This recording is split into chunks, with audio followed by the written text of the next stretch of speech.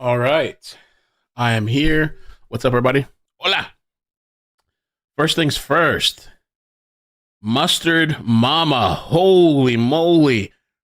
50 memberships. Wow. Oh, I said 50. What the hell am I saying? 20.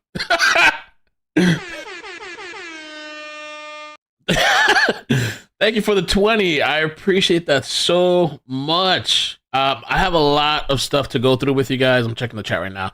If you're a new member, make sure you check out the front page of my YouTube because there's a lot of videos and stuff. Check it out. Consider becoming a permanent member. That'd be nice. Make sure the stream's running fine. We got a lot to go through. Secret Service. This shooter's parents. Oh, I should have put his name in the title. I forgot. Lots and lots to go through from Destiny making fun of the victim or laughing at him. A bunch of stuff. But first things first, some new leaked video. Okay. New leaked video of this guy apparently doing like some parkour.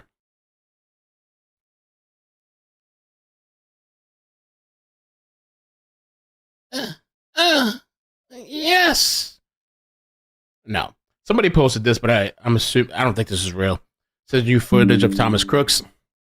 I think it was just like a troll. Other thing, believe it or not, maybe you'll be surprised, maybe you're not surprised. Okay, they're already getting tattoos of this famous moment. Would you get a tattoo? I can't play the song. It's a 50 Cent song. I'll play a second. Many men, many men wish that for me. Oh, I don't cry no more. No more. A tattoo. Wow. Mamma mia. I thought this was kind of funny too. Just before we get to the serious news, give it a minute for people to join. The Babylon Bee, which is like it's kind of like a satire website. Trump's got so many indictments. What the hell? I can't even talk now. So many indictments that says Trump indicted for inciting assassination. And guess what? After all the ish that happened to him yesterday, he was out, I think, this morning golfing. Believe that? Mr. President! What? Wow. All right. So let's get to the more serious stuff. And I'm gonna try not to do the stuff that I did on the previous stream. I'm gonna try to keep the new stuff that I haven't covered yet. All right. Jess R, thank you for the 5 says Melania Trump put out a really wonderful statement. Can you please read it? Okay, I found it on NY Post. If one of them, I don't know if we have any mods in here, but not here. If somebody could find it for me and send it to me, I would appreciate it because I have a lot of windows open. So I'm going to check that out. But Elon Musk, okay, the New York Times already posted an opinion piece and Sunday Opinion, and they're already coming at Trump, says he failed the test of leadership and betrayed America. Voters must reject him in November. Wow. Elon said the New York Times just published this about Trump today. They are truly callous and despicable human beings, not a shred of empathy. Oof. So they already started coming back strong. Melania Trump put out a really wonderful statement. Can you please read it? I found it on NY Post. And we got to do the Secret Service too, because the Secret Service did some type of pressure, I guess. We're going to get to that in a minute. But this is interesting. Let me get a closer picture so you can take a look. And they took screenshots of how certain news media outlets reported this. You know, the former president being shot at, almost assassinated initially. Washington Post, Trump escorted away after loud noises at PA rally. ABC News, Donald Trump escorted off stage by Secret Service during rally after loud noises ring out in crowd. Bro, when this happened, everybody was thinking shots. People ducked. You see the snipers on the top. This is NBC. Secret Service rushes Trump off stage after popping noises. MAGA responds with outrage after Donald Trump injured at Pennsylvania rally. Trump removed from stage by Secret Service after loud noises startled former president. And the other one from CNN, Secret Service rushes Trump off stage after he falls at the rally. What? What? Mamma mia. I thought that was interesting.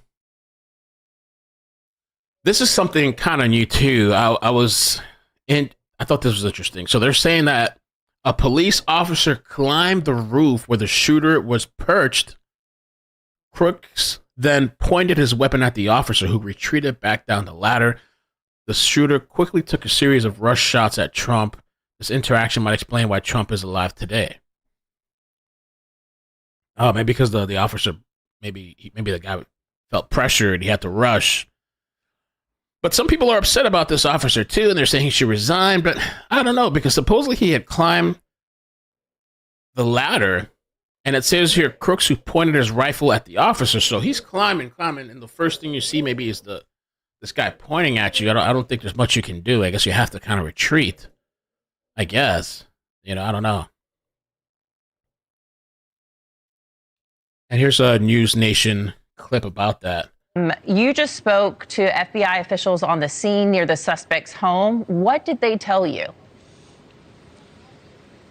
Hey, Anna, we're actually waiting right now, momentarily, any moment, to get an update from senior FBI officials into this investigation. So I don't have any of that to report out at this point yet. But what we are learning, and this is pretty big according to some of the latest reporting coming out on this, several law enforcement officials are telling the AP that a local officer actually encountered the shooting suspect on the top of that building that he's accused of shooting from, climbed up onto the roof. This was after being flagged down by bystanders who saw that suspect climb up there. And that officer apparently went up onto the roof, and the suspect pointed his rifle at the officer, and that officer reportedly retreated, giving the suspect the opportunity to shoot his rifle at former President Trump. So that is one of the big things that we are learning. That's in the latest reporting,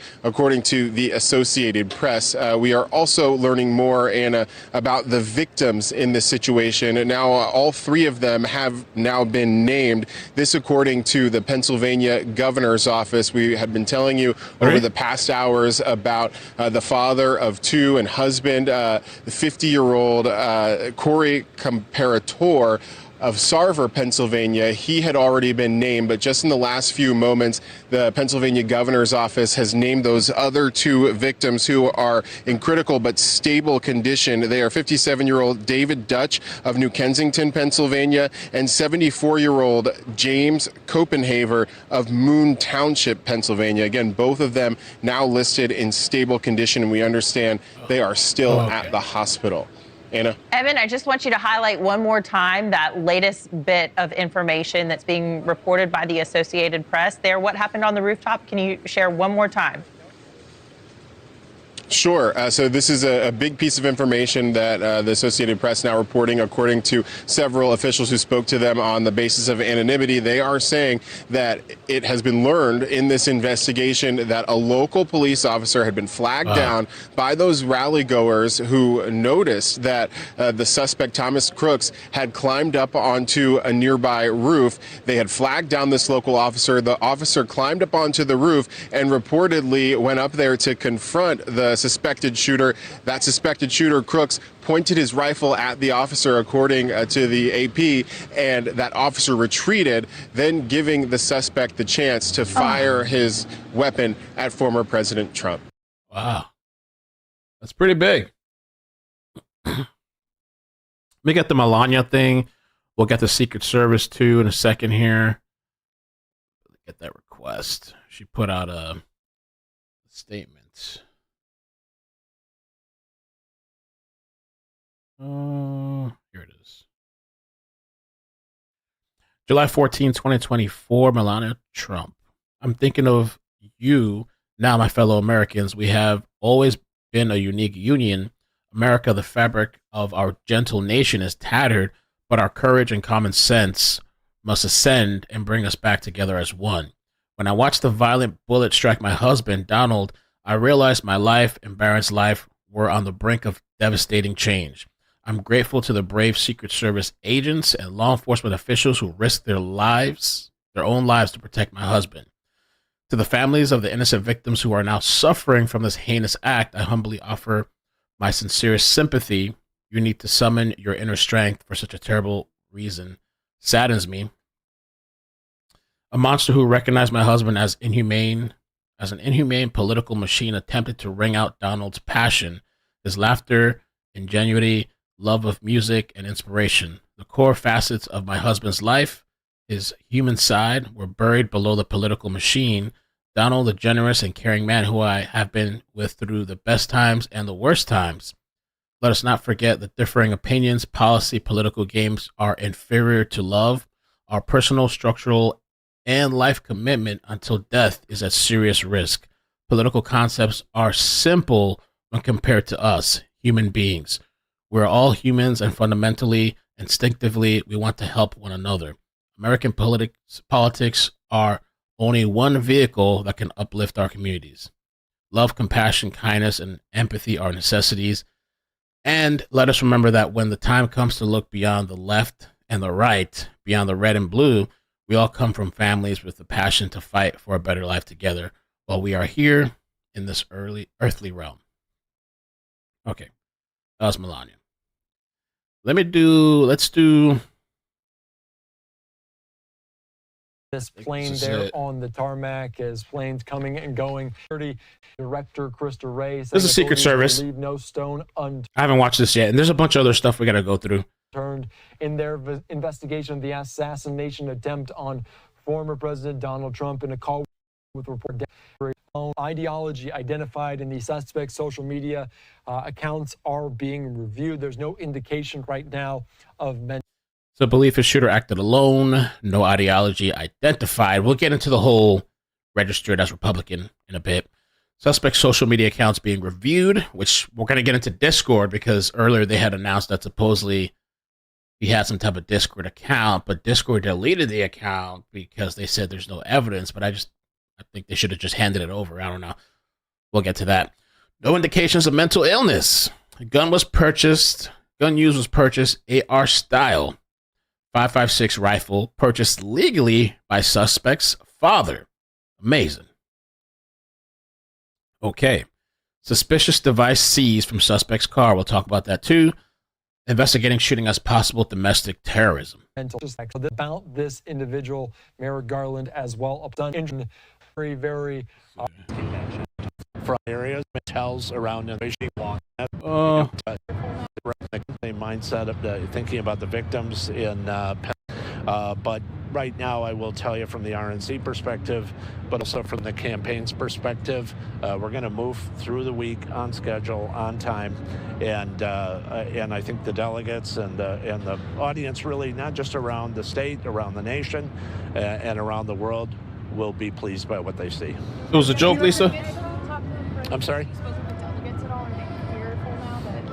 No, they're concerned about, the question was, had I spoken about to delegates? I will tell you, I've talked to some of my delegates and folks as people are pouring into town today here in Milwaukee. And, there are always questions. People are concerned about the situation in Pennsylvania, as we all should be. But I will tell you, in terms of Milwaukee here, there don't seem to be major concerns. Most folks are, just trying to focus on flying into Milwaukee and getting to where they should be. So I think we're going to have an excellent convention. The message is going to be consistent, and that's how to make America great again by nominating Donald Trump. There are going to be a lot of people coming from all over the country who are hearing about what happened in Pennsylvania. They're going to be in Milwaukee. What do you really want them to know ahead of this convention in light of the shooting with Mr. Trump? That Milwaukee is we're going to be in a safe situation here in Milwaukee, not only here in the convention hall area, but at the hotels around in the communities. The Republican National Committee, the convention committees have worked very, very hard. This is probably one of the most secure areas on the face of the planet right now. We have thousands of law enforcement agencies from all over the state and all over the Midwest here, and I think they're doing a great job. I really do. So he's on his way to the Republican National Convention in Milwaukee. I don't know if that's today, though. I thought it was tomorrow, but he's on his way now over there. What did the campaign tell you today? Have you talked to the campaign? Here's a little video clip of it. Trump playing. Be careful. Sometimes those music copyrights. Got the and I saw somebody make a post earlier, and I was thinking the same thing. I think it was Matt Walsh. I'll show you, but he's like, "Man, you should fire everybody, or just the people that you don't really trust, or you kind of been questioning, or whatever. You're not so sure. Fire them all." I don't know, man. And we got to get into the lady in the thumbnail, too. We're going to talk about the lady in a bit. The lady that was literally... This is crazy, bro. Tomorrow, Thursday, thank you, Tijo. Lady from Secret Service was literally, if you haven't noticed the thumbnail, taking cover behind Trump. What the heck? Behind Trump. In the squad. This, I believe, is the same lady that had issues holstering her gun. Bro! She needed to be the first one to go. Directly, what have they told you about how Mr. Trump is doing and why they still want to go through with this convention? Mr. Trump is doing just fine. He's doing well. He's obviously been through a lot in the last 24 hours, but he's doing well. His thoughts are, of course, are focused on the victims as well, as we all are today. But we will proceed with the convention, and we will do it on time. There's no announced changes today. Frankly, I don't anticipate anything. Okay, I want to see the Secret Service. Collaboration between federal, state, we're going to have. He just popped up. They just stepped to the podium here on Live Now from Fox. Let's listen in. What we're going to have for this event. This is a collaboration between federal, state, local. But beyond just from the law enforcement community, this is a collaboration between our elected leaders from both local, state, and also national. She's guarding his ass. But also we have engaged community. We have workings with our community members in regards to ensuring the safety of this event. While we cannot talk about the operational plans, I can say from the CEO of the Milwaukee Police Department, this local police department here, I'm very comfortable in regards to the plans that we have made together. Not in silos, not where we're just kind of going over peruse. Actual planning together. As you can see in regards to my fire side, also from the county side in regards to the type of collaboration. The collaboration is real. As the mayor said, this is a national special security event. Can't get any higher than that in regards to that particular type of designation.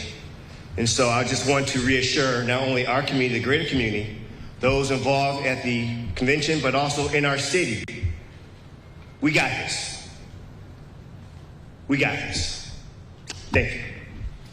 That's it.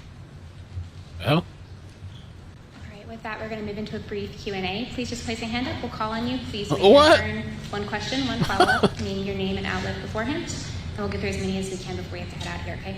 So we're going to start right here, down the left, black t-shirt. Shimon Brokebest from CNN Secret Service. I don't understand why it is that you had one of the most significant events in the Secret Service's history occurred yesterday, and no one from the Secret Service has publicly decided to take questions about. I'm not sure what's up with the quality. Happening. And the FBI today openly giving us an on-the-record briefing about their investigation, but yet we still have not heard from anyone from the Secret Service about what happened, about what the agency knew, about the lead up into the event concerning security. And I just don't understand how anyone would think that that's okay. So my role in the Secret Service is the RNC coordinator, so that is my purview. Any questions regarding yesterday's event can be directed to our public affairs office out of DC. Really? Right, I understand that this is the first. Wow. But you're here doing public affair type of shit. You're doing a press conference? damn, they're doing that shit like if you're unemployed at a job, like I used to work at CVS, and they tell you not, or even when I worked in the hospital, don't talk to the media, just refer to public affairs. But you over here on the mic. First time that we are anyone in the Secret Service has publicly even spoken to the media since this happened. There was a press conference last night that the Secret Service was not at. State officials and the FBI was there, but yet the Secret Service has been absent. As a result, it just raises all sorts of questions about why the Secret Service is not willing to answer questions. So again, I'm the Secret Service's RNC coordinator, so I can speak to the RNC security planning. I'd refer any questions regarding yesterday's incident to our DC Public Affairs Office. Why are you there? Yes, ma'am. Mark Meredith of Fox News. Curious, obviously you don't want to talk about what happened in Pennsylvania. Have you had to change your security posture at all here? And if so, how? Is it a small percent change? Is it looking at over everything once again?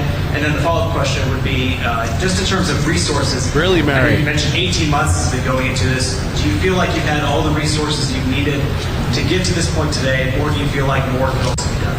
So as Mayor Johnson and Chief mentioned, this is a national special security event. That designation is the highest level of security designation that the federal government can determine. So we are confident in these security plans that are in place for this event, and we're ready to go. It's been an 18-month process. We've worked together over that 18 months to develop operational security plans for any and all aspects of security related to this event. But did it change within the last, has any change been made in the last 24 hours? We're not anticipating any changes to our operational security plans for this event. Thank you. Right here in the front in the orange dress. Oh, hi. Mary Spacusa with Milwaukee Journal Sentinel. Wisconsin Governor Tony Evers told us a little bit ago that he is calling for the Secret Service to ban firearms, guns in the soft perimeter, not just in nicer forum. Is that something that the Secret Service is considering or is doing? I have not had any conversations regarding that, so I can't speak to that.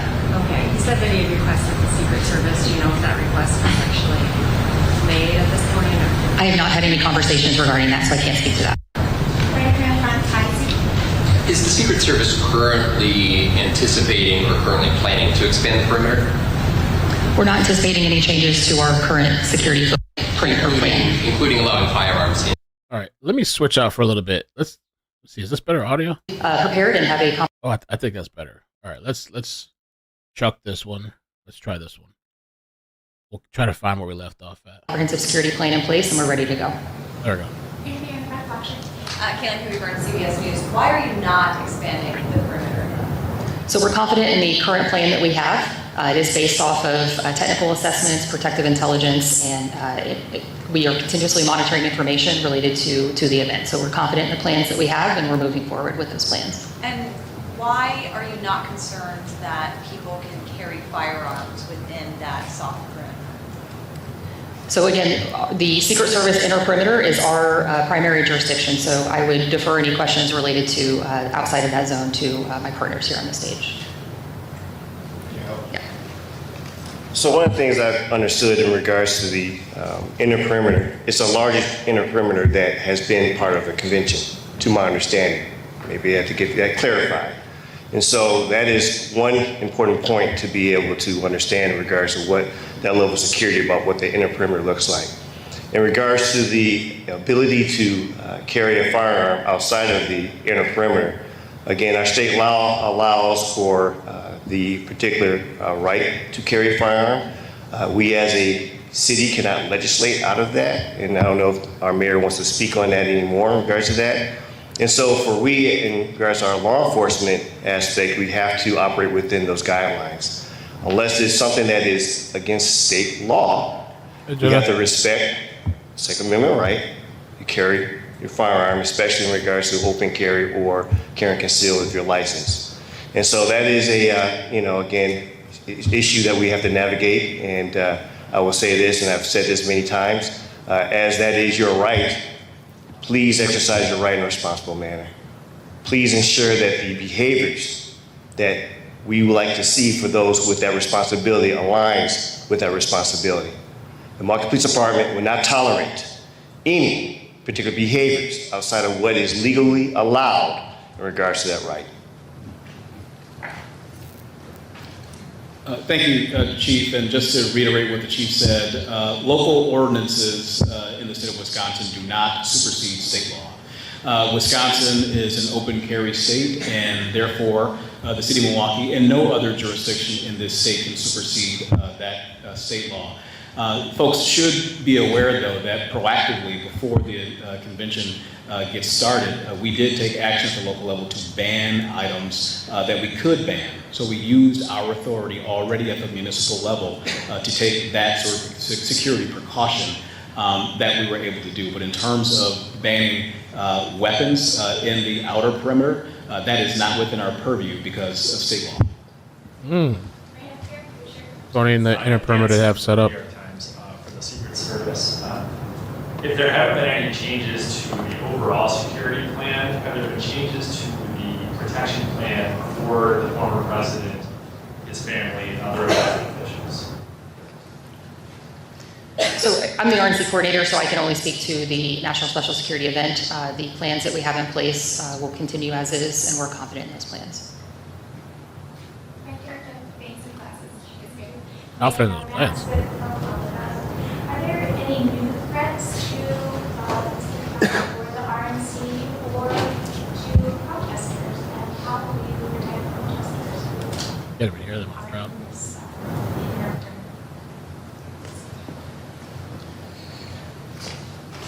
Good afternoon, ladies and gentlemen. I'm Michael Hensel. I'm the special agent in charge of the FBI for the state of Wisconsin. For your first question, the men and women of the FBI in the state of Wisconsin who work in our 6 offices, along with the assistance of our 56 field offices across the United States, and our domestic and international federal partners, have worked over the last 18 months to take information in, intelligence in, evaluate that information, and then disseminate it to both our state and local partners to address any threats. Currently, there are no known articulated threats against the RNC or anyone visiting the RNC. That's important because we also need the help of the public. If they see something during this time or feel uncomfortable with something, please let us know. Let your local law enforcement agencies know, or the FBI. 1-800 call the FBI. Can I just follow up? I'm sorry. There is one, there should be other questions. I just have for him. Did you have a follow-up? So they're talking about this RNC and that I guess security is going to go on as is. I guess they don't want to talk about the situation yesterday. I guess, and tomorrow's this RNC convention. And as far as I know, he plans to go. Trump is going. Yeah, it says no plan changes to RNC security protocol. I mean, shit. At this point, Trump's going to have to hire some extra people. I mean, they would have to communicate, I guess, with the Secret Service, but I guess they're not making any changes. But I guess I got to look up. I wonder what the RNC looks like, the whole convention. Next question. Right back there. Hi, Luke Paul, ABC. For the Secret Service, just to be clear, did you or did you not make changes to the security plan based on? I guess it's indoors, so it's a different type of maybe scenario, I guess. On the events of yesterday. There have been no changes to our current operational security plans for this event. Why not, given the fact the former president was assassination? So again, this event is designated as a national special security event. So it is a 18-month process that involves all levels of government that are contributing to the operational security plans for this event. So we have an operational security plan that's built out for every area of responsibility related to any and all aspects of security related to this event. So that's what the other guy that in the last stream that we covered, which by the way I timestamped. If you want to go back to the previous stream after, I timestamped everything. But one of the guys on Twitter that had done these types of events, presidential and vice president type of stuff, he had said that stuff like this is planned so long in advance that they have all the time to do this and that or whatever, versus like these rallies that are happening all the time and are subject to change all the time. I guess maybe it's a little bit different. And this one's indoors, it looks like. Convention. I would say, but I would think like, I mean, I get what she's saying, I guess, but I would be like, maybe we're going to beef up security a little, but I don't know. Local and state officials on the stage, have you made any changes to your plans for this event, bringing in more officers, more intelligence gathering, and anything else as a result of what happened yesterday? I agree. just reiterate what I said before in terms of what the city of Milwaukee has done. Our council, in conjunction with me, passed and signed a local ordinance to make sure that there's more protection in the outer perimeter as it relates to officers from across the state of Wisconsin or elsewhere coming in to assist with public safety around this. I defer to Chief. No change. No change. Good. So you said make sure there is more protection in the outer perimeter. So what does that look like on the ground? I'm sorry? What does that look like on the ground? If Chief of Police is saying there's no change, what does it look like on the ground if you're saying there's more protection in the outer perimeter? So the ordinance that I'm referring to that we had passed proactively at the local level, which is, by the way, the same ordinance, the same type of ordinance that we passed in preparation for the Democratic National Convention when it was to take place in Milwaukee in 2020 before becoming a mostly virtual event, is an ordinance that does not allow individuals to bring in into the outer perimeter hard items like cans, like bottles that are filled, other hard objects that can be used as projectile weapons and things like that.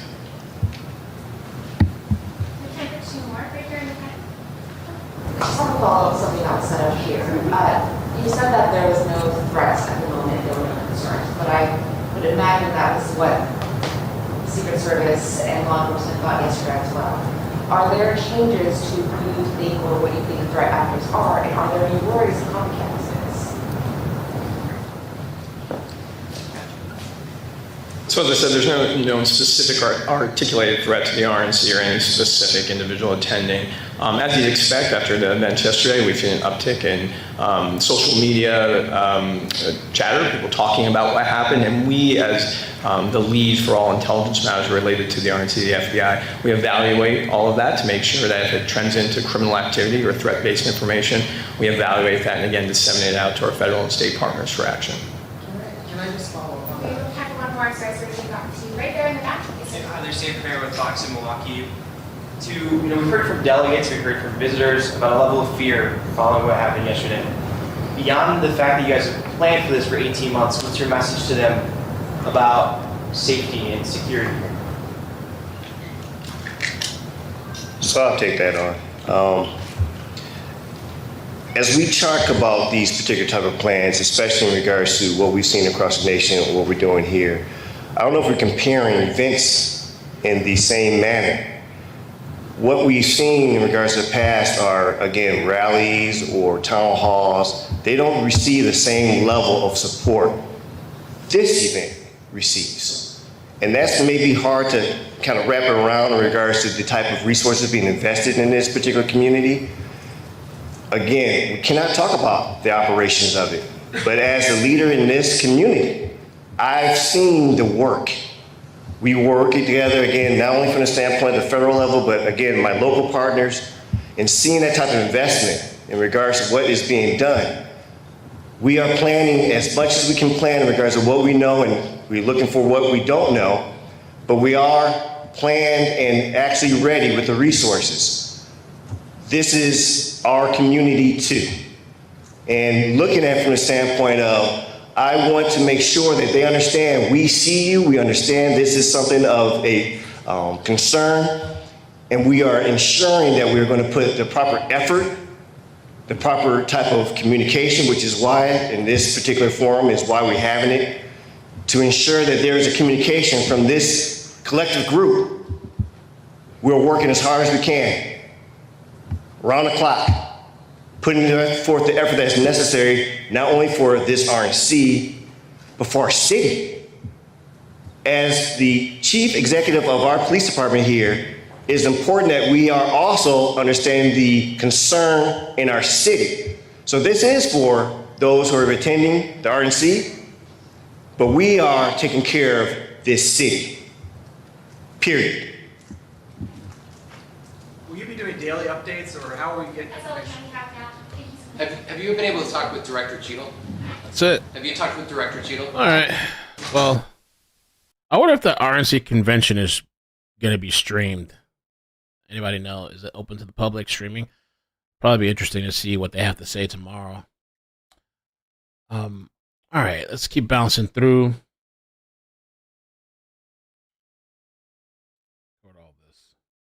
Oh, we did that too. This is the whole thing with Discord. And this is Mario here referenced the New York Times. So Discord identifies and deletes account linked to Thomas Crooks. Okay. And what Discord said was, I guess the account was rarely utilized, has not been used in months, and have found no evidence that it was used to plan this incident, promote violence, or discuss his political views. So that's it. I don't know. Thomas Crooks Discord. Let me see if they say anything else. There's another article here.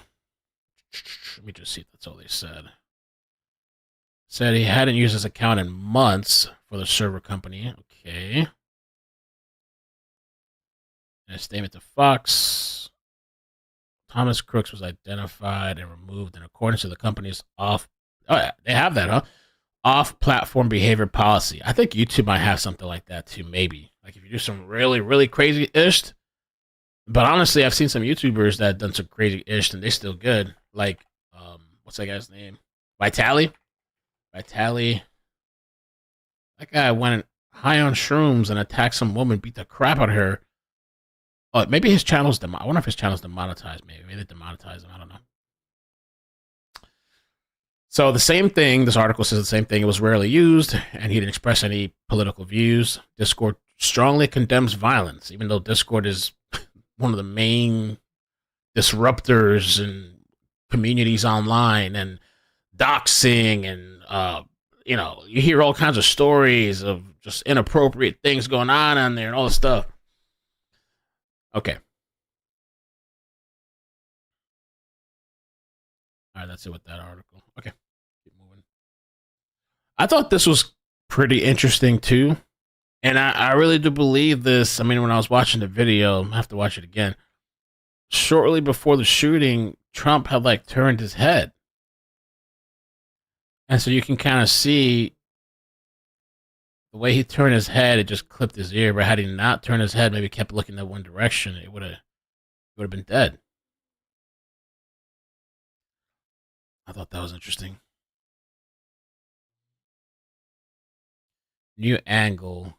Okay, let's see. New angle of attempted Trump assassination shows how he turned his head just the right moment. All right, let's see.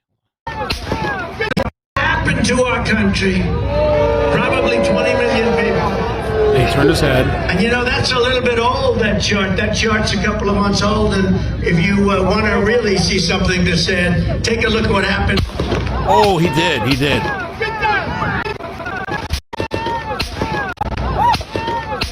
Said, take a look at what happened. Look, he literally just turned. Take a look at what happened. I don't know. What happened? It looks like he turned it back to the. What happened? I don't know. Pretty close. Inches, right? And for some people that are saying that maybe this was part of his plan, I just don't see it. I've said this again. I don't see how anybody would be like, shoot me inches from my head, potentially blowing my brains out so I can win this campaign,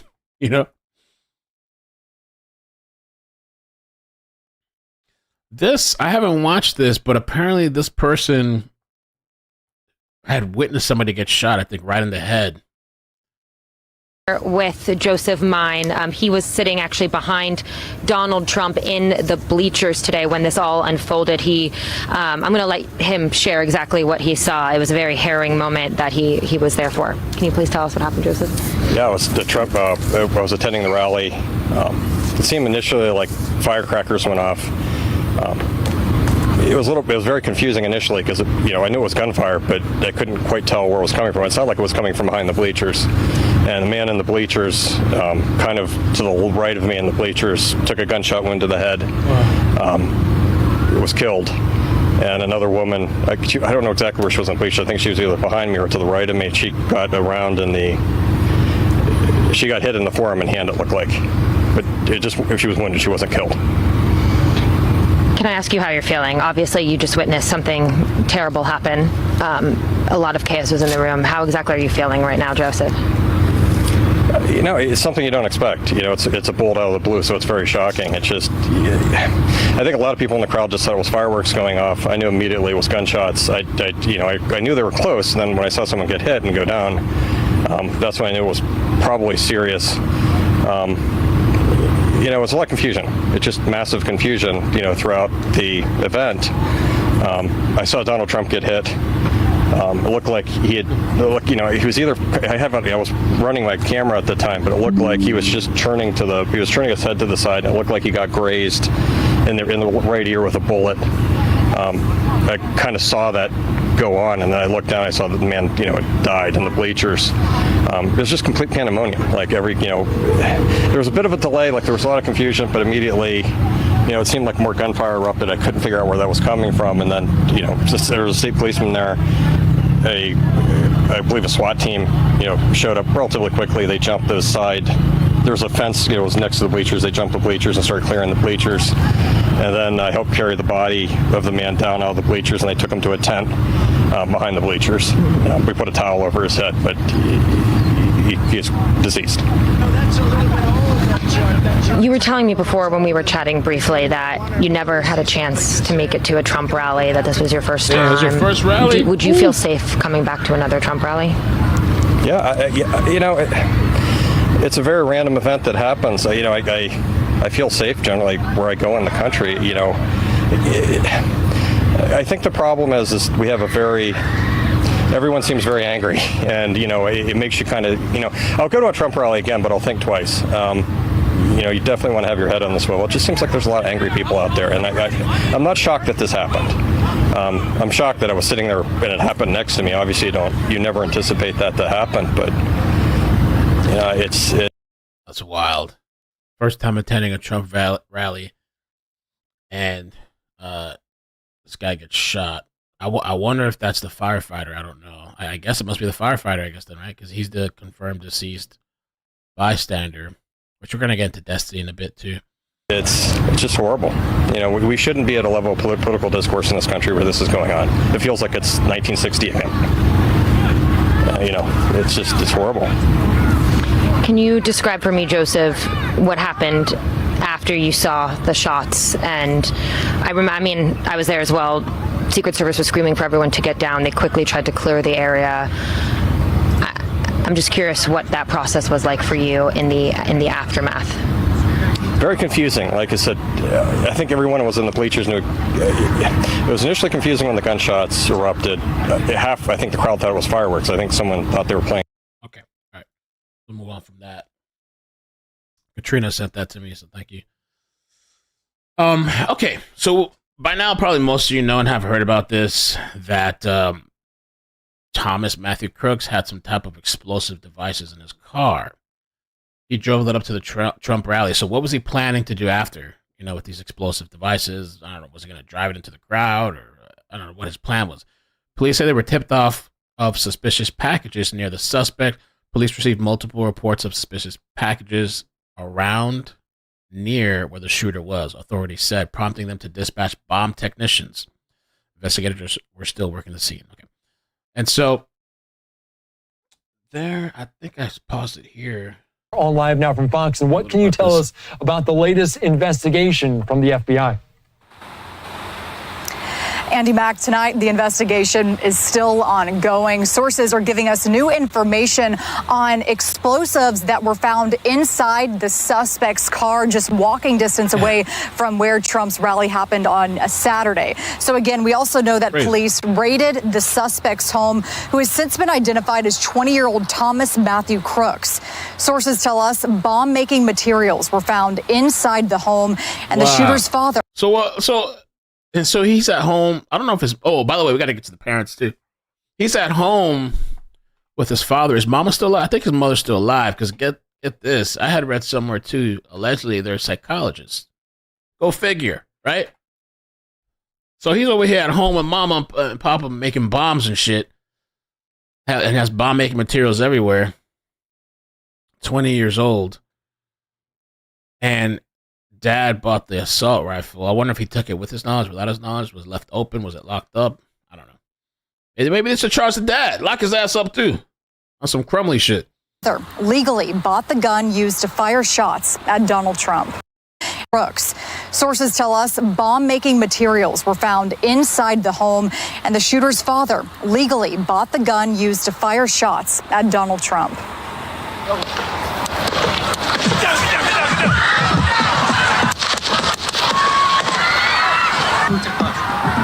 Meters away, others in the crowd killing a Trump supporter and father named Corey Comparator. We're told 2 other victims are still in the hospital. So that's pretty sad. Now let me segue from there. Let me just jump into, since we talked about him right now, about the victim that was killed, and then we'll talk about the parents too. Here it is. He actually apparently had a Twitter account, okay? Corey had a Twitter account, and I read earlier on my first stream today about the daughter and the message that she wrote to her father. It was really sad. I felt bad. And, of course, joined 2022 and hasn't really posted, right? He hasn't really posted recently, but if you go to his reply area, he's been active. He actually, and somebody said this in the first stream earlier today, he commented under Cat Turd, which is kind of like a satirical meme, somewhat page, legendary kind of in a way, or infamous, depending on how you look at it. And Corey, on the 13th yesterday, Trump rally, Butler, PA, right? Ain't that crazy? Now he's dead. Hodge twins, Colin, Fearbuck, all the big people, and wokeness posted on Twitter under the reply. Wild. Thank you for the person earlier that told me about that in the chat. And so you can see, it's a political page. Nothing crazy. I mean, as far as what you would see on Twitter, right? Just kind of regular person on Twitter into politics. I mean, I didn't look into this deep at all, but nothing crazy, right? Nothing crazy that, somebody. And then anyway, here comes Destiny. Now, this guy, I like him, but I didn't like what he did here. Destiny is this huge YouTuber, and he used to be on Twitch, but he got banned. He was banned on Twitch for violating community guidelines, apparently hateful conduct. Twitch is just like almost like a TikTok almost. You can't say nothing over there, it seems like. But I guess Destiny believes he was banned because he said trans women shouldn't compete with cis women in women's athletics. Something like that. He thinks that's why he got banned. That's not that crazy to have that thought if you have that opinion. It's not a crazy out to anything to get banned. So he's this huge, long-time streamer, and it says here, American live streamer and political commentator. He was among the first people to stream video games online full-time. So he's an OG. I've seen him debate. I've watched many of his videos. And, I guess he's in Miami now. And his wife, there's all this drama to his wife left him. He flew some chick out from some other country. I don't know if she got her green card, whatever. This was an open relationship. So he was out doing things with men and women, because he says he's bi. So men and women, and I don't know if she is too. She would go out sleeping with whatever. And apparently her ex came back into her life. It was a whole shit show. I mean, that's not really even relevant to this, but it was like this whole drama, whatever thing. And so I'm scrolling Twitter today. Because, I watch people, some political stuff that I like and some people that I disagree with. I watch them too, just to see what they're saying, just to try to get a scope of things. Anyway, here he goes 3 hours ago. This thing got 2 million views. This effing R that got killed at the Trump rally, effing LMAO. Now, he's commenting under Corey's thing from June, okay? And somebody posted some type of meme saying here, I'd save Putin, you? And there's what's her name? AOC, Hillary, Biden, and Putin. And so, I mean, some people could find that offensive, maybe because they'll feel like, you know, the things that Putin has done, you know, maybe could feel that kind of way. But even if you disagree with that, I don't know. I don't think it's any reason to be like mocking and laughing and you're dead now, you know. And he's actually getting ratioed, meaning there's more comments than likes on this post. Though sometimes, shit, on Twitter, that's probably whatever. It's gonna up your engagement anyway. He's got 2 million views off of that. So people are kind of pissed. People are really pissed. I was a little surprised to see this from Destiny, especially after reading what his daughter said. And I felt really bad. And he seems like a good guy. And he's a firefighter for, I don't know if they said 30 years, a long time. And the daughter, daddy's girl, heartbroken. He wasn't doing anything that's harming people. He was on Twitter.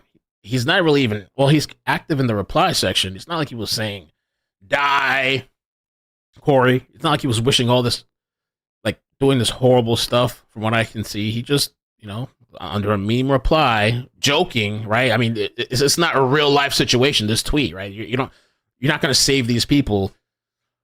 But Destiny decides to, I guess, shit on him and mock him and all this stuff. And then somebody had replied, go outside and take a walk. Don't bring your phone. And he replies, I'm sure Corey and Babbitt are both having fun with each other in hell right now. I'm like, bro, I don't know if he's just attention seeking. You know, like it's just kind of like, I haven't talked about the thumbnail yet. We're going to get to that. Some people disagree. We'll get to that. So I was just I don't know. And then he continues on. I guess this must be attention seeking, even though he has a huge platform. He doesn't need to do shit like this. Somebody said, is this the hill you want to die on? And then he replies back, don't you mean the bleachers he wanted to die on? I mean, does Destiny even know, like, has he looked into the guy? Has he seen this stuff? Or is he just going off of one tweet? He's a really intelligent person, so I would assume that he'd look into it, but I guess he doesn't care. I don't know. Americans have had enough of Mike Pence on January 6th. This is what happens when we have leading voices like Donald Trump, Vivek, Mike Pence, and Ron DeSantis signaling retreat from America's role as leader of the free world. The president of the United States will lead through American strength. Well, that's not happening, Mike. But anyway, so I don't know. So I thought, I don't know, I saw that. I thought it was kind of unhinged. I thought it was pretty shitty. But, you know, online kind of rewards that behavior anyway. And somebody in the chat just told me this earlier. So I guess Trump authorized this GoFundMe. Support Butler PA victims, President Trump authorized. That guy was just attending a rally, just like all the other people, you know? I think his daughter was there. So this thing has raised almost $3 million. All donations will be directed to these proud Americans as they grieve and recover. May God bless and unite our nation. $3 million. Wow.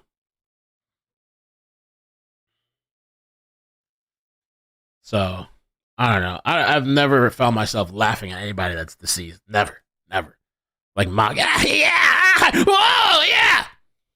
And this guy's like a grown-ass man. And I could say other stuff, but I'm not going to go there.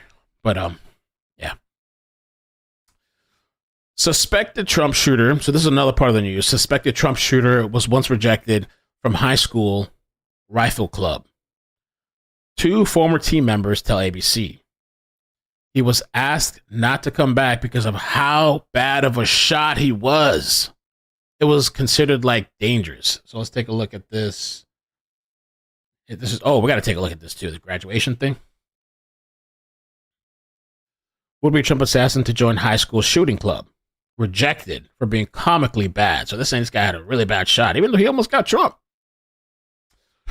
And so I think I saw some experts say, because some people just couldn't believe that he missed a shot. And in the previous stream that I did today, there's people literally upset that this guy missed. People legit upset that he missed. And some people that are experts and that know how to use guns, they said this was relatively an easy shot. So thankfully, this guy apparently wasn't good with guns. Would-be Trump assassin tried to join high school shooting club. And this was played earlier. This is where they're saying he was being bullied. This person here. Like a kid that was always alone. He was always bullied every day. He was just an outcast. Yeah. I mean, he would sit alone at lunch. I mean, he was just an outcast, and you know how kids are nowadays, so they're going to see someone like that, and they're going to target him because they think it's funny or whatever. So it's the best way I can describe it. And it's honestly kind of sad. Like, I don't want to say this is what provoked it, but you never know. And you said he was a loner? Yeah. I want to say he was a loner more because he was quiet, but like he was just bullied. Like he was bullied so much. Wow. So much. He was just made fun of, I guess, for the way he dressed or his appearance. How did he dress? Like they were just saying jeans. He'd wear hunting outfits sometimes. He would always wear a mask, even after COVID. He wore a mask. There's one of the red flags right there. Anytime I see somebody like, damn, bro, it's been years still on this shit. But there is some new strains coming out. I mean, I don't even check on it anymore. But there's something called Flirt now. I think I mentioned it the other day. Some shit called Flirt. Some new strain that they concocted again. I said LB1 COVID variant is spreading in the U.S. So I understand some people have comorbidities or, compromised immune systems. I get that. But, yeah, they're still going out with this shit. So, the guy that tried to assassinate Trump, okay, he was rejected for being a terrible shot, and making off-color jokes. I'd like to know more details about that. Off-color jokes. There's a picture of him right here. At Bethel Park High School, 2 former classmates told the Post. Okay. Thomas Crooks.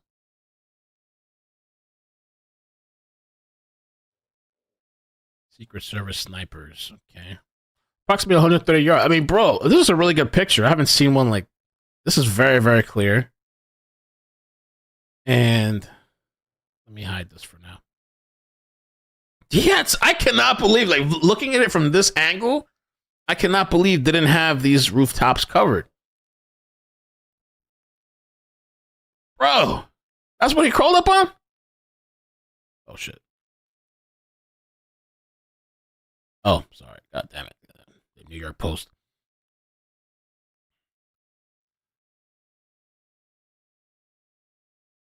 Wow. That's incredible. You guys seen that? Have you seen this picture? Wow, this is the first time something about this angle just really puts it in perspective. That I'm shocked. But this one guy was explaining it early in the first stream that, like, he was saying, like, the snipers over here would not be really looking this close. They'd be looking on the outer perimeter. This type of thing should have been, I don't know if there's a inner or the second, whatever. There's some they're not really typically should be looking over here. They should be looking way further out, I think. But I'm surprised they didn't have this covered. Yeah, I spoke about that earlier, Orange Kush, the cop that climbed up. And supposedly the shooter turned around and pointed a gun at him. And so I guess he, disengaged. And then that's when the shooter took his shots. Wow. Okay.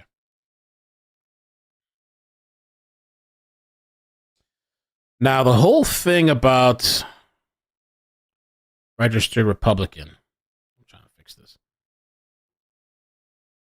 Thomas Crooks was a registered Republican who donated to a progressive PAC. So somebody kind of clarified that for me earlier. His classmates say he was aggressively bullied in high school. He wore hunting gear and a face mask long after COVID. Maybe COVID did this shit, added to his shit. I don't know. Long COVID, what they call it. So I don't know if he just registered to throw people off, but a lot of people have said too at one point they were registered something, and at some point they like changed their mind. I used to be registered too. I'm still registered to something else, and I've never voted that way. Actually, at one point I was younger, young, dumb, and full of, and I didn't care about shit until my daughter. That's when things kind of changed for me. But honestly, even the way you register doesn't mean necessarily you're going to vote like that too. I saw comments on my last live stream.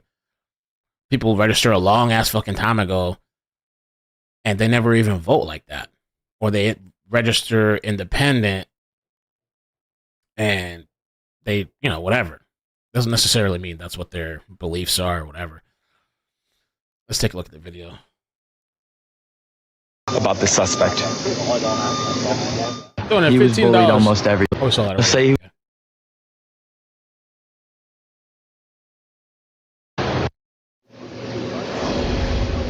You hear him reference there, he was made fun of for the way that he dressed. He explained that you would see the suspect in school regularly wearing hunting gear, that he would always have a mask. He said well after COVID, he didn't know the details or what exactly was said to him, but that just gives you... I want to know about his parents, too. What's up? I want to know his background, his parents, why... And nobody had talked to this kid. Why is he wearing hunting gear to school? Walking around with a mask and stuff.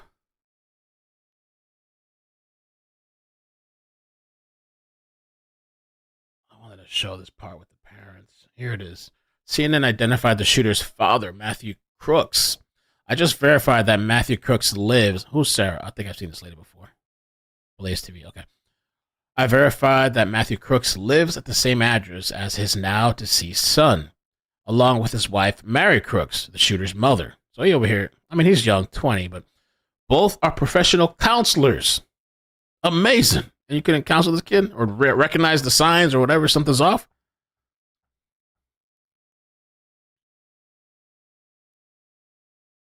Thomas Matthew Crooks reportedly said he's trying to figure out what the hell is going on, as his son was identified as former President Trump's attempted assassin. Matthew Crooks wouldn't provide details about his son and wanted to wait until I talked to law enforcement before speaking out on the horrific shooting. So I'm very curious if his father speaks out and what he has to say. And if they can give any insight about it, maybe any political, the kid, was he into any politics and stuff? What the hell? So that's their licenses. Counselors and social work. Maybe that's why everything's so messed up. Brian Kohlberg had counselors too, really? No damn sense.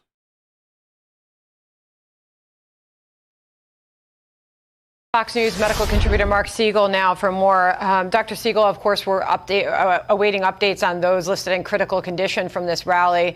Sadly, that family man, Corey, lost his life at the rally, went there to support the former president, and his life is now gone. And we now pray for those who are trying to fight back. What do you know? Well, Corey Comparatori, 50 years old, former fire chief of Buffalo Township, was protecting his family. Very, very tragic. And we add that to the heroic. And back to like Destiny and this firefighter that was killed. Supposedly, his daughter said, I thought she said that like he pushed him down to the ground. Like he pushed him out of the way, pushed him down, and he got shot and killed. News of this entire situation, which really looked more like a war zone. And again, the crowd kept its composure when this was going on, which is really important. They were led by former President Trump's rally cry, really raising his fist and saying fight and not giving up. And from a medical point of view, that idea of showing courage and then showing compassion, reaching out, on social media to the families of the victim and those who were injured, also sends the right message. I also thought, by the way, his getting down very quickly and then him being let off quickly, all of that was very, it showed an adroitness that you don't know what you're going to do when you're in that situation. And the final point I want to make is, we need to emphasize just how miraculous this is. Yeah. I've been talking to emergency room doctors and vascular surgeons, trauma surgeons all over the country this morning, and nobody can remember a case like this. I trained in the Bellevue emergency room. I took care of gunshot victims countless times. Never saw anything from a high-powered rifle which only grazed something. High-powered rifles, you don't expect with that. And that just shows you, how much more of these are being used. People can recount, by the way, somebody being grazed by a bullet, and I've seen that in the ER, never from a high-powered rifle of this. So the chances of him escaping this alive, especially since it's next to the part of the brain that is absolutely uniformly deadly, going to be over 100%, over 95% deadly had he been hit in the brain there. I mean, when you take a look, too, at that photo from Doug Mills of the New York Times, where you can see the displacement of the air as the bullets whizzing past him, and the fact that it just nicked his ear, remarkable. Right. Doc, thanks. Wow.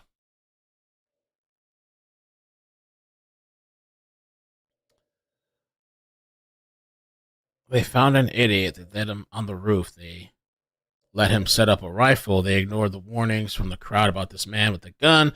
Aimed at the president. They let him take shots at Trump.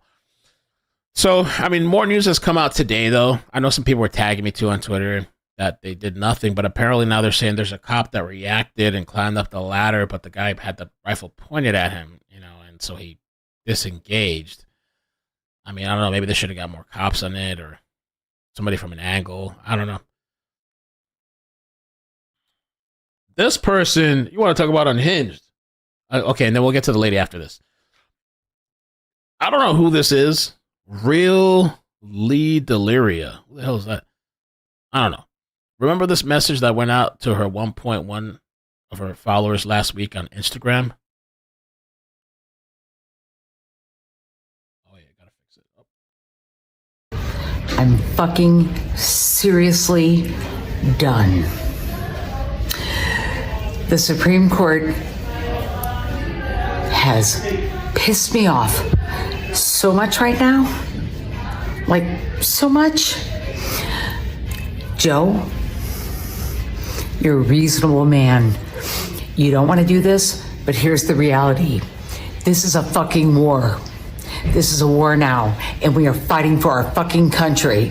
And these assholes are gonna take it away. They're gonna take it away. Fuck you, Clarence Uncle Thomas. Fuck you.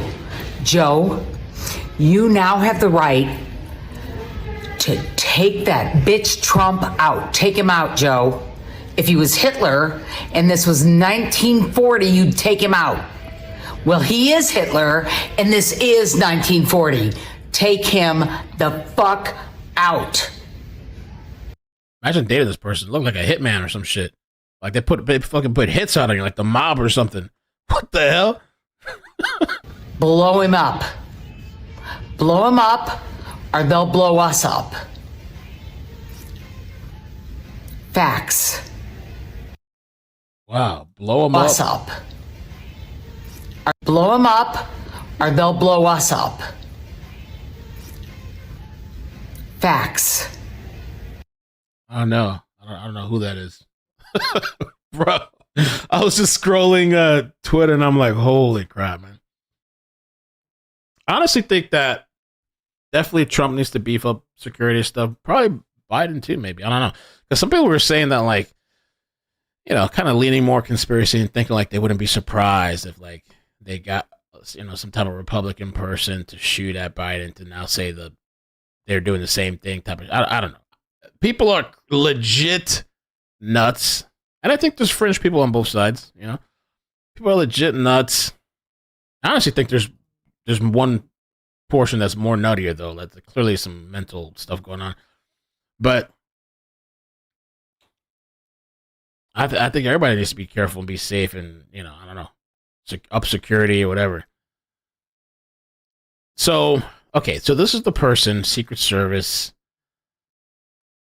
We should probably watch the video again. I don't know if we could see where this lady was at. Trump rally shooting. So this person here, Jake, says, this is how I perceived it too. This is, well, not exactly this, but this is exactly why women should not be police, military, Secret Service. I don't know. agree with that. I think people just need to be fully trained adequately. Of course, men have like a physical strength, benefit. Maybe you could argue other stuff too. Her one job was to jump in front and take a bullet for Trump, but instead she cowered behind him. I don't even blame the girl. I blame those who hired her. Now, this all comes into play too. It's not just like, oh, this is one thing. There was a video, I think I played it on the last stream, where they were talking about that the Secret Service started doing like this diversity hire stuff, and so they wanted to increase a woman.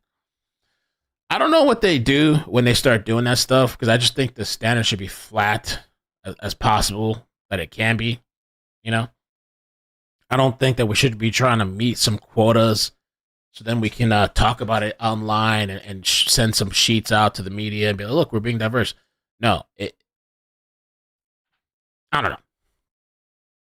So they're very critical of this woman. A lot of people are very critical of her. I took this as she like ducked. She's standing right there. This looks to me like after they jumped on Trump, she kind of like, to me, she's almost like ducking behind him, ducking behind Trump.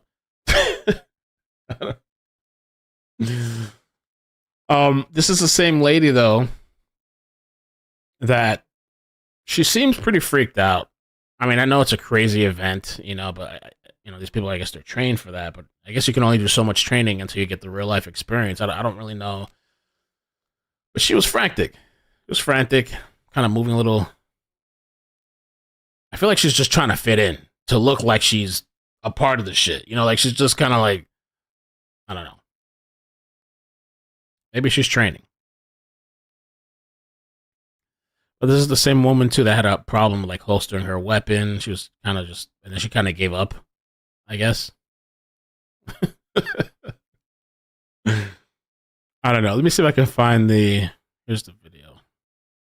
Oh, that's a little bit old, that chart. That chart's a couple of months old, and if you want to really see something that's said, take a look at what happened.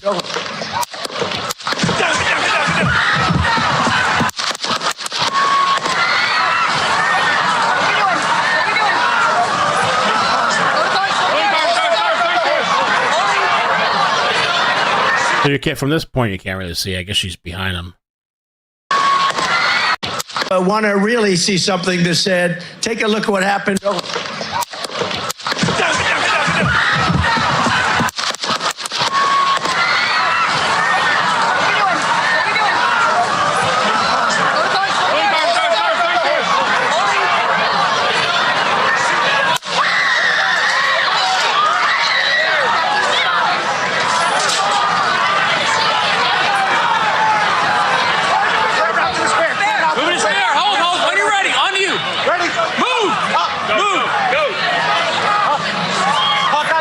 You can kind of see her head there a little bit. Get ready. You ready?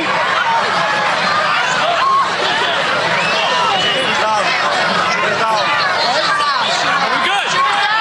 Shooters down. Are we good to move? We're clear. Let's move. Let's move. We're clear.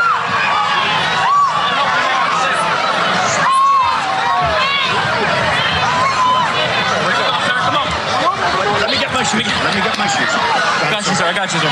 Let me get my shoes, sir. Hold on in your head. Let me get my shoes. Yeah, she's kind of, I don't know what her experience is, but, obviously to protect the president is a very, very big job. Huge job, I got you, sir. Let me get my shoes, sir. Hold on in your head. Bloody. So we got to move to the bus. Let me get my shoes. Watch out. He's like, wait. Hey, this lady right here throwing down, though. She's throwing down. This lady right here, she's short, but she's throwing down, man. The one lady here, let me see, hold on. Where'd she come from? Everybody's different. Everybody's going to handle the situation different. Come on. Let me get my shoes. Where'd she come from? Did she come after?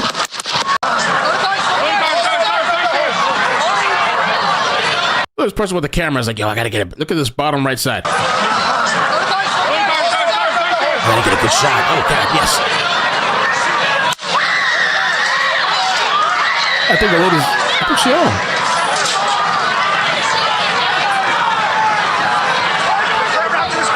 Moving his hair. Hold. When you're ready. On you. Ready. Move. Move. Go. Hawkeye's here. Hawkeye's here. Move it to the stair. Stair, get ready. Stair, get ready. We ready? We're ready. Let's go. Are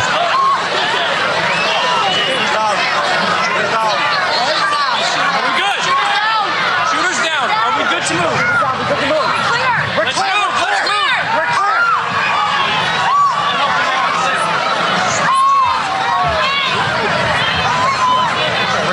Come on. Let me get my shoes. I got you, sir.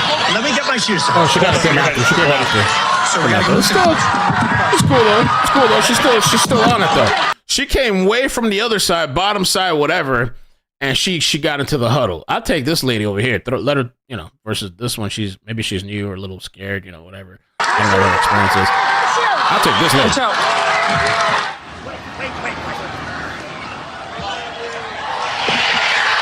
This is so crazy.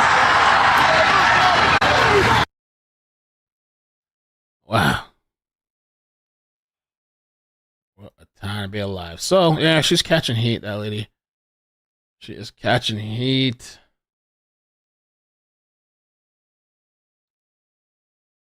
There's people that say women shouldn't do this job. I'm not saying that. I'm just saying that we got to make sure it's really, really, we're not just cutting corners because whatever, like, oh, it's a woman, so they need to be really, and it's to guard the former president. Maybe because he's not the current president, he's just getting like the leftovers and shit. Not saying that they did bad, like as a squad. I mean, they that should have been prevented. I think it seems like.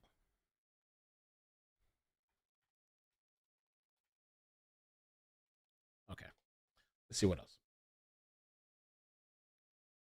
This, I don't know why I thought this was kind of funny.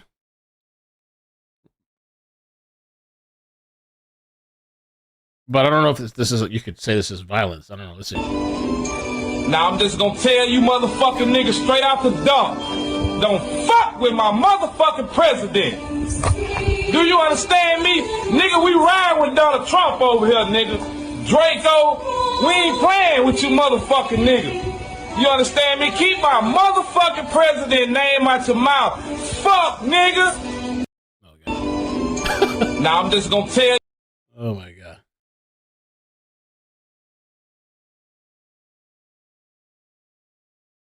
All right. Did I cover? Oh, there was the other thing too. I forgot to cover the graduation. Thomas Crooks. I think there's like a little video here.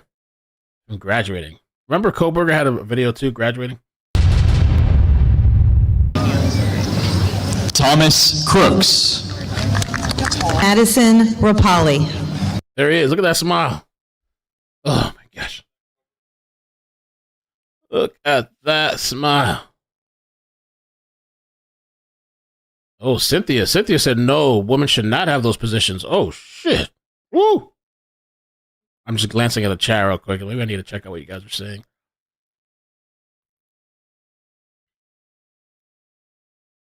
Oh, is that really? Forgaggio runs. Sorry if I'm saying that wrong. He said the reason why he didn't have that much security is because he hasn't been initially announced as the candidate for the Republican Party.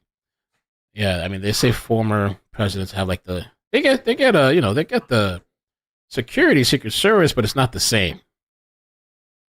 Look at that smile. What happened to this guy, man? He looks like kind of like your typical, kid, I guess. Maybe nerdy a little bit, a little, probably full of rage though, huh? Especially.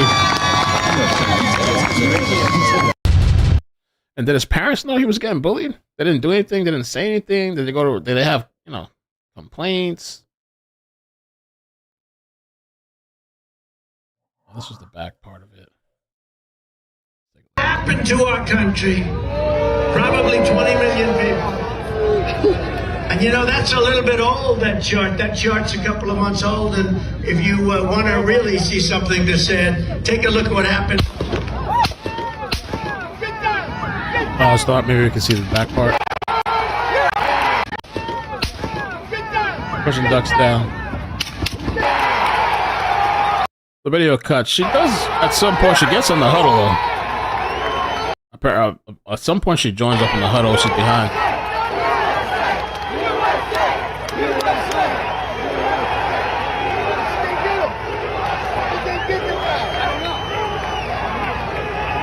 She jumped off the ledge.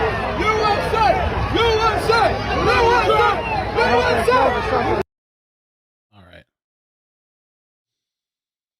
Yeah, well, I guess that's it. Let me see if there's anything else. The rally. I saw somebody asking about the rally tomorrow. Oh, good. This is something interesting. Watch the difference in how Reagan's Secret Service shielded him.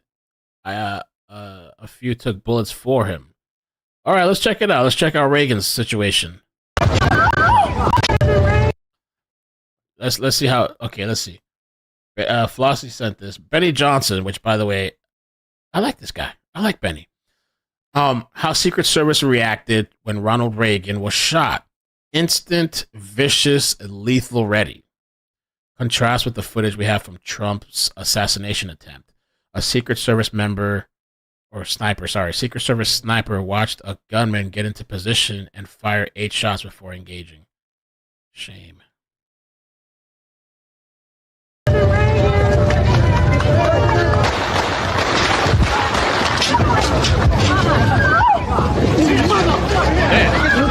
Let's do that again. Let's do that again. Hold on. Whoa. That was quick.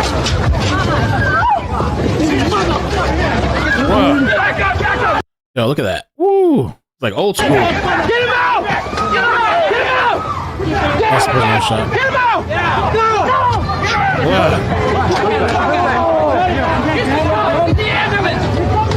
The media. Yeah, there's a shooter. We could die, but let's get the moment. I mean, it's good that we got to see this stuff.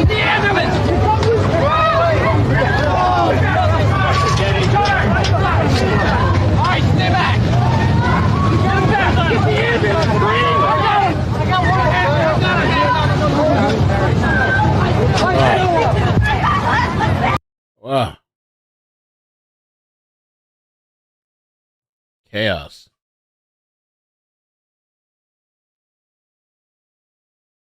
Okay.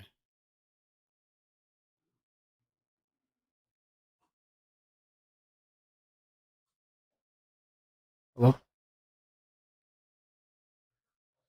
Oh, shoot. Biden? Oh, okay. All right, we'll do it. It's 8 o'clock? I thought it was 9. 8 o'clock? Okay. All right. Okay. Bye. Oh, I guess perfect timing because I was getting ready to get off. Let's see. I hope Biden has something more to say than the 2 minutes. White House. Let's pull it up. White House. Oh, okay, okay. All right, yo, salutes. Thank you guys in the chat. All right. So we'll wait for Biden. Could be 5 minutes from now. At 8. Could be 40 minutes from now. Could be an hour from now. And could be just a 2-minute chat when he comes on. I don't know. Hopefully he has more to say. All right, let me get through some of the chats here. Oh, Chrissy, thank you so much for the 10. I'm going to get to that in a second. Mustard Mama, again, thank you so much for the 20 memberships. Love you. Congrats on the new place, the new house, and the baby, and the family, and everything. Chayero Grammy, thank you for the 6 months. Pass Nola, thank you for the 3 months. Thank you, guys. Thank you for the memberships. It really helps me out a lot through downtimes or when we're covering a trial that doesn't have many views. The memberships really help me, the members. Just RR, thank you for the 5 says Melania Trump. Oh, I got that already. Yes, thank you so much for that. Lovely D, thank you for the 10 months. Says hi. Oh, thanks, Mel, for everything. Too much drama on other channels. I've unsubscribed to all pretty much but you. Thank you. I'm trying to stay out of trouble. It's a little hard sometimes. I think it's Twitter, man. It's Twitter and Discord. Honestly, if I would have never got on Discord, I wouldn't have the majority of the problems that I've had on YouTube. But at the same time, it's a nice place where there's a community. But if it wasn't for Discord, half of this ish wouldn't be. Luna Mia, thank you so much for the membership. Gracias. Lisa Love, thank you for the 13 months. And then Chrissy, I'm going to give it a minute so I'll let the bot read your message. Let me take a look at it, though. Thank you for the 10. Says, my nephew is 20, love him with all my heart. He still won't let me teach him how to drive. Oh, 20 is now more like 13. It's not kind of interesting, too. Society has kind of like the generations have kind of changed, right? Still won't let me teach him how to drive at 20. More like 13. Sad for all the victims, families, attendees. Press the prayer. Press prayer. People have been vile about this online. It's really interesting because I remember, I got my learner's permit. I don't forget how old I was. Was I 16 or 7? Maybe 17, something like that. I got that first and then I got my license. But I wanted to get that. I wanted to be able to drive, even if it was my mother's car at first at the time. I was one of the few people, not few, there was a decent amount, not everybody. There was a couple people driving to school. But it really is. It's like times have changed. Oh, Legendary, where are you going to send it to? Gmail or Ikenmail? I can take a look at it. Oh, Wilson says they pre-recorded the message. Okay. So maybe my nephew is 20. Love him with all my heart. He still won't let me teach him to drive. 20 now is more like 13. Sad for all victims, families, attendees. Press folded hands PPL been vile about this online. Yeah, I think these kids and young boys need like role models or some type of, somebody positive, or somebody, I don't even know. They need something. Shit. When I first started, the first job I ever had was newspapers in New York, and my stepfather and stepbrother, we'd wake up like at, like 4 something in the morning, 3. I don't remember what time it was. We get up I think we were driving a van. We drive over to the place. I think it was 300 newspapers per person, so we'd have like 900 newspapers. It was ridiculous. And my stepbrother would get out on one side of the block. I'd get on the other side of the block. My stepdad would drive down the road with us, like while we walk, and we just throw newspaper. We did that for a little while. It was really exhausting, and we earned some okay money. That was my first job. One time I worked when I was young too. I was at the flea market and kind of hustling because if you get there early, some of the shops need some help, so you go help out, and sometimes they give you some money. Or I remember one time I think I got some Timberland shoes, some nice shoes, whatever. And then in Florida, my first job was Winn-Dixie, and I was making $5.25 an hour, bro. $5.25, I'm making shit. At the time, I was young, I was so happy for what I had, but of course, obviously, things are more expensive now, too, but I wasn't getting paid shit. At CBS, too, for a long time, I'm getting paid nothing. Just working my way up. And then I got the hospital, which was, the pay was better, and so on and so forth, but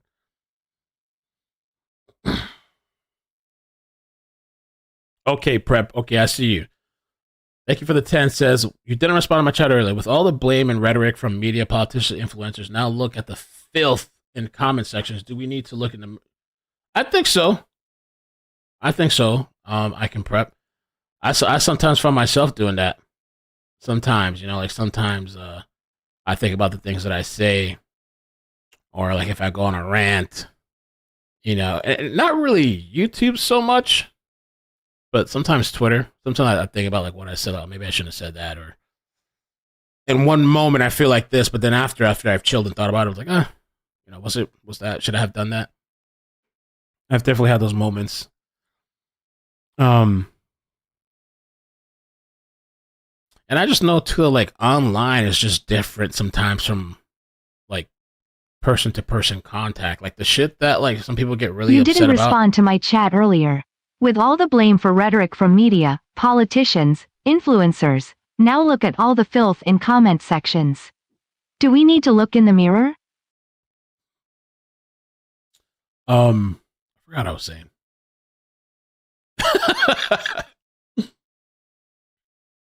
Media, politicians, influencers. I think too that like just the way social media works, it kind of like promotes this type of shit, like the shit that you're talking about, right? And some people really want engagement. Some people are trying to come up, and so they'll say maybe the most outlandish things. But then I would think that truly nobody really. Americans. Oh, here we go. All right, here we go. I want to speak to you tonight about the need for us to lower the temperature in our politics, and to remember, while we may disagree, we are not enemies. We're neighbors. Perfect transition, right? We're friends, co-workers, citizens, and most importantly, we're fellow Americans. We must stand together. Yesterday's shooting at Donald Trump's rally in Pennsylvania calls on all of us to take a step back. Take stock of where we are, how we go forward from here. Thankfully, former Trump is not seriously injured. I spoke with him last night. I'm grateful. He's doing well, and Jill and I keep him and his family in our prayers. We also extend our deepest condolences to the family of the victims who was killed. Corey was a husband, a father, a volunteer firefighter, a hero, sheltering his family from those bullets. We should all hold his family and all those injured in our prayers. Earlier today, I spoke about an ongoing investigation. We do not know the motive of the shooter yet. We don't know his opinions or affiliations. We don't know whether he had help or support, or if he communicated with anyone else. Law enforcement professionals, as I speak, are investigating those questions. Tonight, I want to speak to what we do know. A former president was shot, an American citizen killed, while simply exercising his freedom to support the candidate of his choosing. We cannot, we must not go down this road in America. We've traveled before throughout our history. Violence has never been the answer. Whether it's with members of Congress of both parties being targeted and shot, or a violent mob attacking the Capitol on January 6th, or a brutal attack on the spouse of former Speaker of the House, Nancy Pelosi, or information and intimidation on election officials, or the kidnapping plot against the sitting governor, or an attempted assassination on Donald Trump. There is no place in America for this kind of violence, or for any violence ever. Period. No exceptions. We can't allow this violence to be normalized. You know, the political record in this country has gotten very heated. It's time to cool it down. We all have a responsibility to do that. Yes, we have deeply felt strong disagreements. The stakes in this election are enormously high. I've said it many times that the choice in this election we make in this election is going to shape the future of America and the world for decades to come. I believe that with all my soul. I know that millions of my fellow Americans believe it as well. And some have a different view as to the direction our country should take. Disagreement is inevitable in American democracy. It's part of human nature. But politics must never be a literal battlefield, or God forbid, a killing field. I believe politics ought to be an arena for peaceful debate, to pursue justice, to make decisions guided by the Declaration of Independence and our Constitution. We stand for an America, not of extremism and fury, but of decency and grace. All of us now face the time of testing as the election approaches. And the higher the stakes, the more fervent the passions become.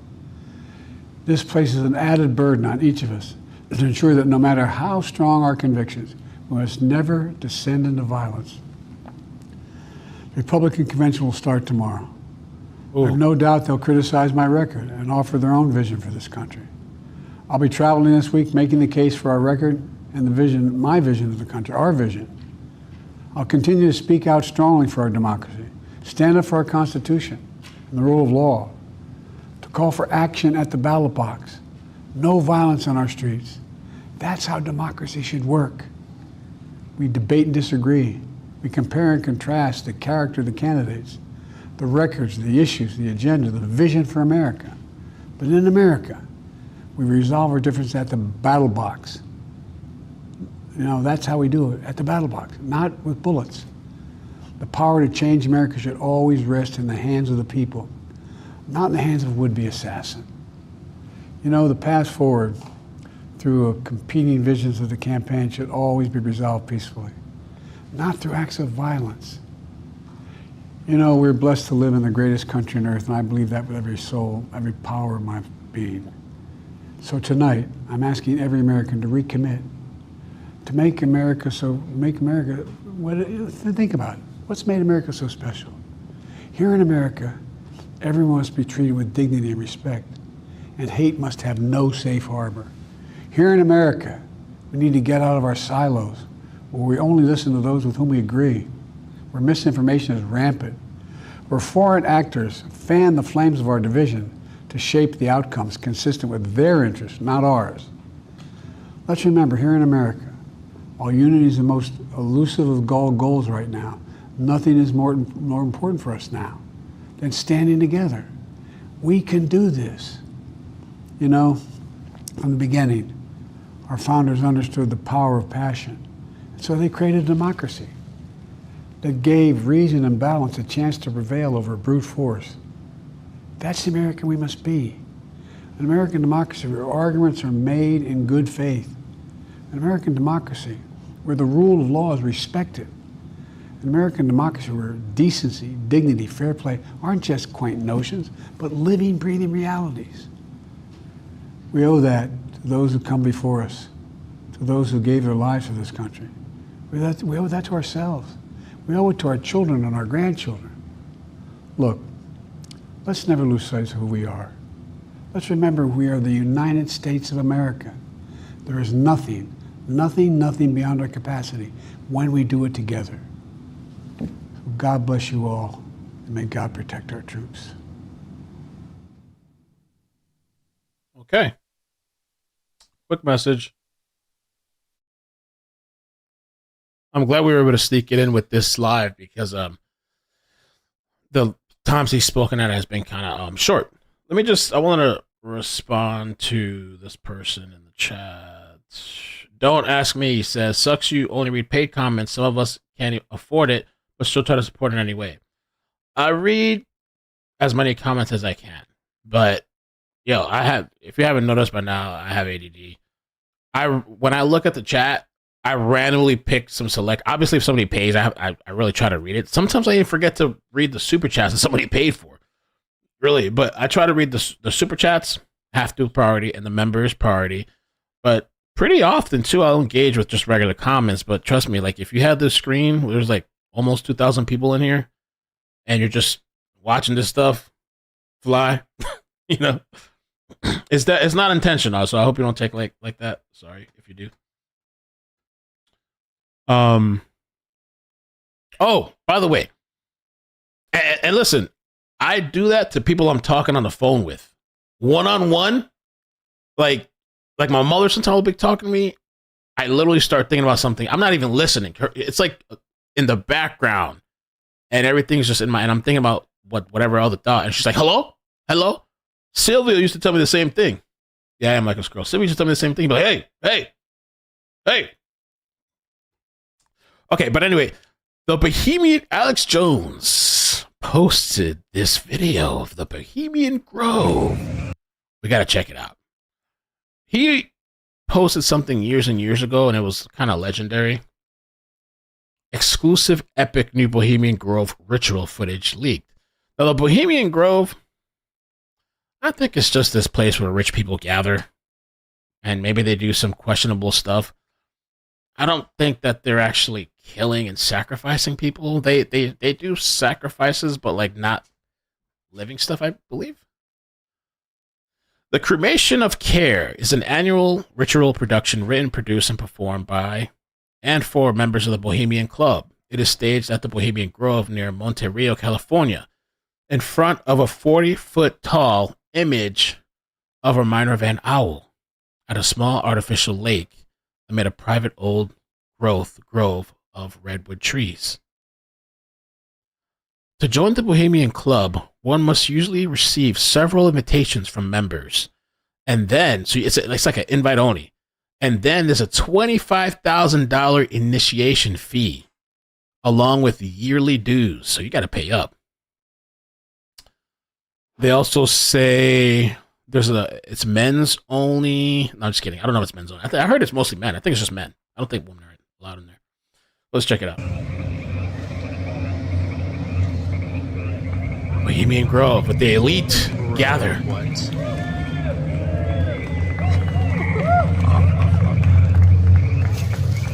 This dude, I think he's literally up in a tree. It's cool, but I'm gonna have to step in if I see anything crazy going on.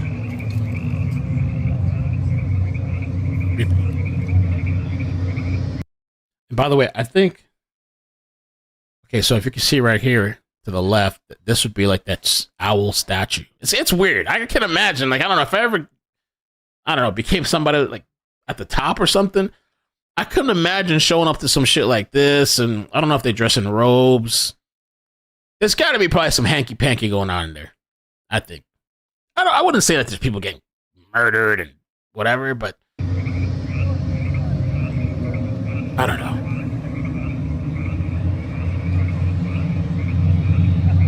Some creepy shit. Why would I want to go to this?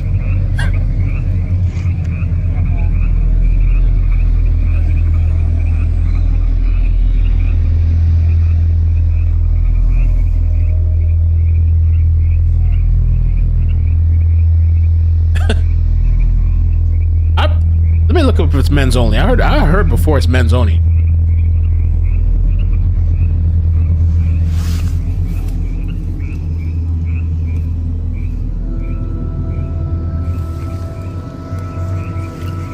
The men's only retreat.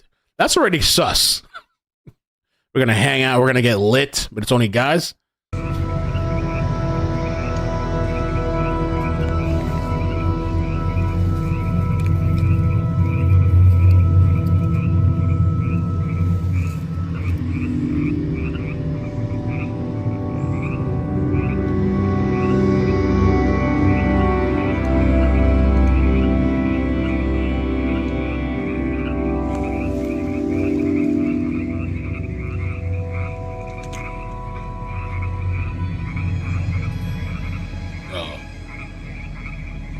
Like something out of a movie.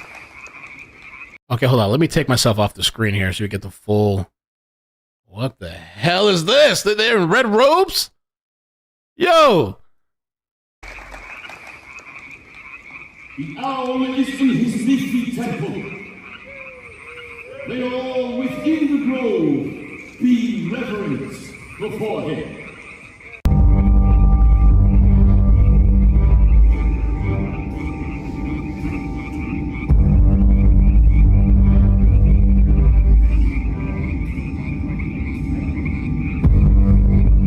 Bro, this is like out of a movie or something, or a video game.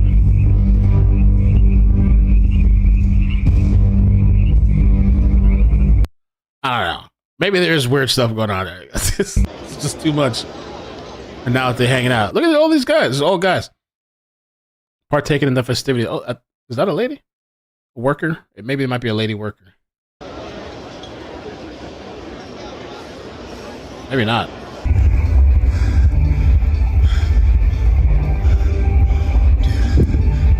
Security. Oh, security. He's on deck right now. Holy fuck. Oh, security. Oh. They probably do worship the devil. Satanism. Wow. Incredible. Alex Jones.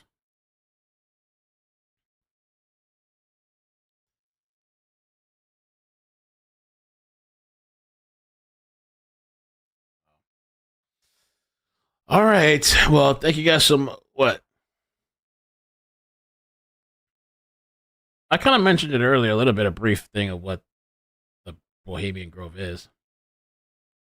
So you have to get invited, and the dues are insane. Yeah, you do have to get invited, and the dues are insane. My brother-in-law just got invited / indicted and went to the Bohemian Grove a month or two ago. His income is in the 8 figures a year for context. Oh, okay. Okay. Yeah, the Coptic retreat. Oh, I mean, if you're interested in it, you should check it out. I mean, I gave a little brief thing. It's where all these rich people meet up, but it's been known for conspiracies. People have said that, like, there's human sacrifices and adrenochrome and all this stuff. It's loaded with conspiracies. On YouTube, I'm pretty sure there's some good documentaries on YouTube about it. This is where Ryan Garcia, I don't know if you know, he claims he was there and kids were getting hard and all this stuff. But if you look on YouTube, there's some good ones. There's one by the History Channel, Brad Metzler's Decoded Secret Societies, Or there's Thoughty too. I like Thoughty. The power players of the Bohemian Grove exposed. So it's kind of weird. I'd check it out. If you're interested in that stuff, I'd just have a look. It's weird. I think it is like Satan worshiping and all that kind of stuff. And connections, connecting with rich people. Like, not even rich, I guess wealthy people. Evil lady.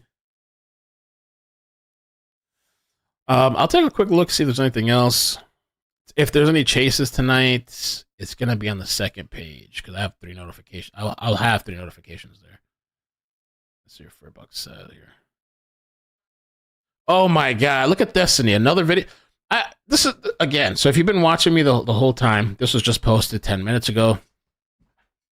Destiny talking about the innocent firefighter that was shot and killed during Donald Trump's rally yesterday. Absolutely disgusting. Let's see. I haven't watched this. Fuck it. Fuck the dude. The firefighter guy. Fuck Trump. Fuck the people that support him. I just want you to know, okay? Just in case you're confused or it seems like I'm, whatever. If one of you were in the crowd and you're a conservative fan of mine and you end up, getting blown away or whatever the fuck, I'm making fun of you the next day on Twitter. Wow. Wow. Wow. Holy shit. So he said, even if you're a supporter of mine, but you disagree politically and you're a conservative and you get killed, I'm laughing at you. Ain't that so? What the hell?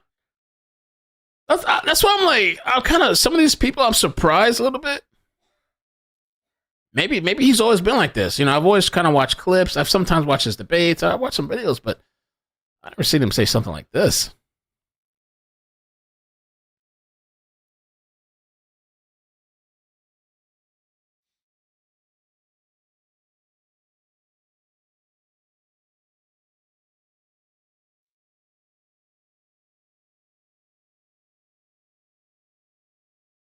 Damn. Again, I don't know if he's doing this for attention. I mean, he already has a lot of views. I don't know why he would need to just do this shit to do it.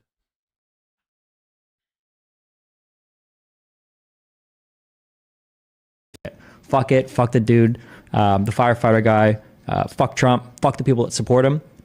I just want you to know, okay? Just in case you're confused or it seems like I'm, whatever.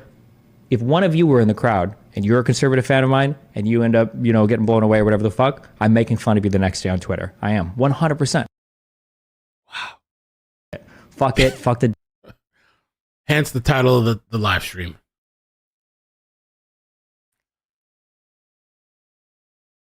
All right. Yeah, that's dirty. Oof.